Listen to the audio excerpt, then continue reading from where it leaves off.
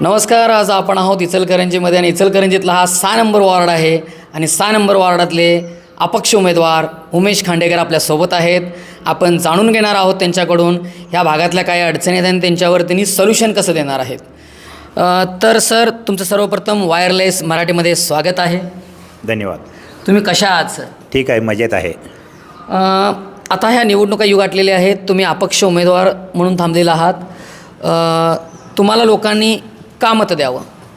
मी एक सुशिक्षित व्यक्ती आहे. माझं माही सेवा व आधार केंद्र आहे. त्या माध्यमात मी लोकांना अनेक सेवा उपलब्ध करून दिलेल्या आहेत. तसेच मी या ठिकाणी जो इचलकरंजीचा महत्त्वाचा प्रश्न आहे, जो पाणी प्रश्न, तो जनहित याचिकेद्वारे हायकोर्टात जाऊन सोडवणार आहे. जनहित याचिका दाखल केल्यानंतर हा प्रश्न सुटेल? हो, नक्कीच. यापूर्वी आम्ही 2014 साली मुंबई हायकोर्टात आयजम हॉस्पिटल शासनाकडे हस्तांतरित म्हणून याचिका दाखल केली होती. ती याचिका दाखल का करावी लागली आयजम हॉस्पिटलची?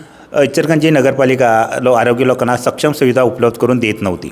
त्यामुळे आम्ही ही याचिका दाखल केली. कित्येक सुविधा त्या ठिकाणी उपलब्ध होत नव्हत्या. या ठिकाणी 20 वर्ष राजकारण चालू होतं की आयजम हॉस्पिटल शासन करावे, चांगली सुविधा द्यावेत, पण कोणी ठोस पुढाकार घेत नव्हतं. अशा वेळेला एक सर्वसामान्य व्यक्ती म्हणून याचा अभ्यास करून मी शासनाकडे याचिका दाखल केली. त्या याचिकेचा सर्व उहापोह झाला. ज्या ठिकाणी वेगवेगळे तपासणी झाली, पथकं आली, कलेक्टरच्या माध्यमातून कोर्टात वेगवेगळ्या सुनावण्या झाल्या. त्यावेळी स्वतः कोर्टाने निर्णय घेतला की या ठिकाणी चांगल्या लोकांना आरोग्याच्या सुविधा मिळणे गरजेचं आहे. आणि त्यावेळेला कोर्टानं आदेश दिले की कोणत्याही परिस्थितीत हे शासनाकडे हॉस्पिटल हस्तांतरित झाले आणि त्यावेळेलाच हे हॉस्पिटल शासनाकडे हस्तांतरित झालेलं आहे. पण याचं श्रेय घेतात दुसरे लोक.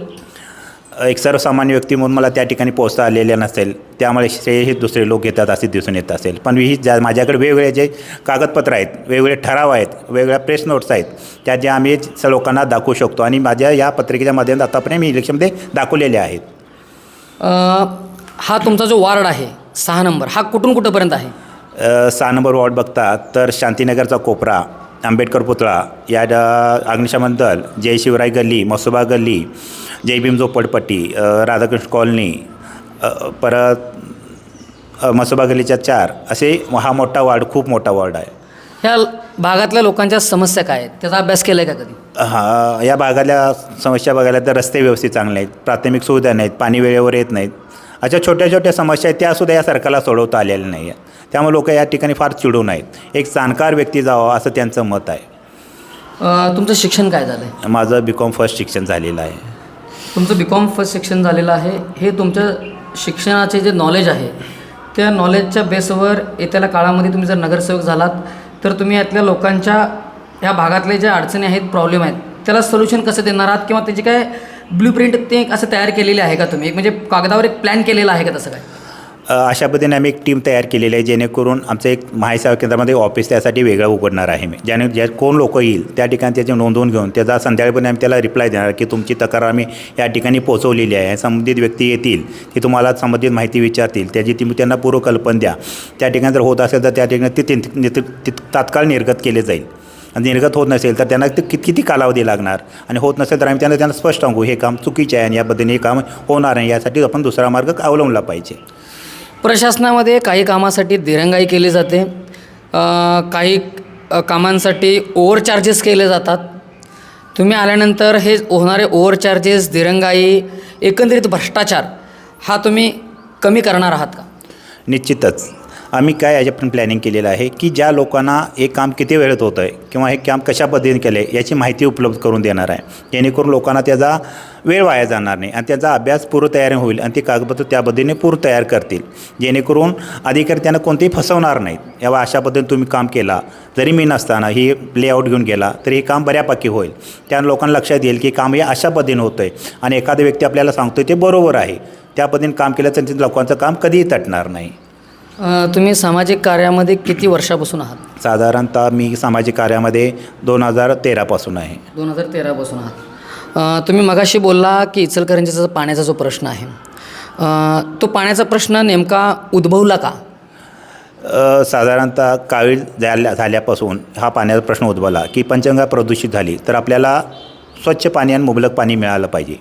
आता आपल्याकडे जे कृष्णा नदीची योजना आहे त्याचंही पाणी मुबलक उपलब्ध होत नाही आहे. तर इचलकरंजीच्या नागरिकांना 8 दिवसांना पाणी येतं आहे, हे चुकीचं आहे. शासनाचं धोरण आहे की 24 तासात तुम्हाला पाणी एकदा मिळालं पाहिजे. या दृष्टीनं आपण प्रयत्न केले पाहिजेत. पण आता सध्याचं सरकार बघता जे भाजपचं आहे, 10 वर्ष झालं तरी या ठिकाणी पाणी देत नाही. आपल्या इचलकरंजीत बघता तर 10 वर्ष भाजपचं सरकार आहे, 10 वर्ष भाजपचे आमदार आहेत, 10 वर्ष नगराध्यक्ष भाजपचे आहेत, तरीसुद्धा पाणी मिळत नाही. मग यावर करायचं काय सर लोकांनी, हा प्रश्न उद्भवलेला आहे. नक्कीच. जर काँग्रेससुद्धा त्यांचं सरकार बदलायची वाट बघायची का लोकांनी? नाही. यासाठी आपल्याला एकच ठोस मार्ग आहे की जनहित याचिका दाखल करणे आणि प्रश्न सोडवणे. नदी प्रदूषण करणारे घटक नेमके कोणते आहेत?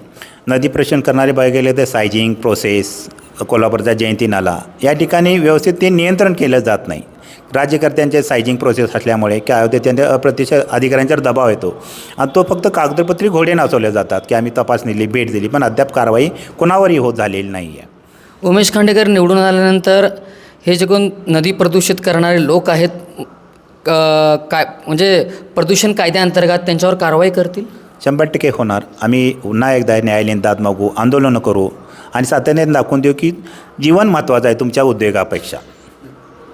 जर जीवन टिकलं तरच उद्योगधंदे टिकणार आहेत. पण आता सरकार काय करते, उद्योगधंदे टिकवले जाण्यासाठी लोकांना मारलं जाते. कसंही लोक जगतात असे त्यांचा सामाजिक समज झालेला आहे. हा कुठं तर त्यांना भ्रम तोडून काढला पाहिजे आपण. नक्कीच मित्रांनो, ही परिस्थिती आहे. उद्योगधंदा जास्त चालला पाहिजे ही पण त्यातली बाजू आहे, पण लोकांचं जीवन पण महत्त्वाचं आहे. ह्या निवडणुकीमध्ये तुमच्या केशाला लावलेलं चिन्ह मला हे रिक्षा दिसतं आहे. रिक्षा चिन्ह नेमकं घ्यायचं कारण काय होतं? रिक्षा एक सर्वसामान्यांचं चिन्ह आहे जे तळागाळात जात आहे. कुठल्याही अडीअडचणीला कुठल्याही कानाकोपऱ्यात उपलब्ध होण्यासाठी प्रथम ही रिक्षा बोलवली जाते आणि रिक्षा असं आहे की कुठेही प्रचार केला जातो आहे, विचारांचा प्रचार आहे. तो म्हणजे गल्लीबोळात जाते, गल्लीबोळात जात्या, कुठेही हात केला तरी रिक्षा थांबवली जात्या. तसंच आहे माझं आहे, लोकांनी मला कुठेही हात केलं तर मी थांबण्यास तयार आहे. नक्कीच मित्रांनो, रिक्षा एक गोरगरिबांचं वाहतुकीचं साधन आहे आणि येत्याला काळामध्ये बघूया ह्यांची रिक्षा ही विजयाची रिक्षा बनते का आणि विजयाची रॅली काढते का, हे सर्व मतदारांच्या हातात आहे. मतदार राजा ठरवेल कुणाला जिंकवायचं, कुणाला हरवायचं. पण मतदार करण्यापूर्वी 10 वेळा विचार करा, त्या उमेदवाराची पात्रता काय आहे ते देखील बघा आणि मतदान करा. इचलकरंजीहून प्रवीण अंडे, पाहत रहा वायरलेस मराठी. धन्यवाद.